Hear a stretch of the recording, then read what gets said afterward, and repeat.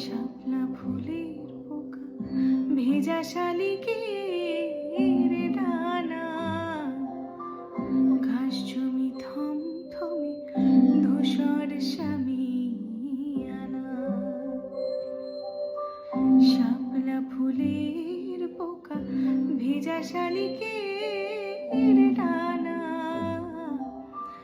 ঘাস জমি থমথমে ধূসর শামিয়ানা। পাশ দিয়ে পথ গেছে দূরের থেকে ও দূরে, পাশ দিয়ে পথ গেছে দূরের থেকে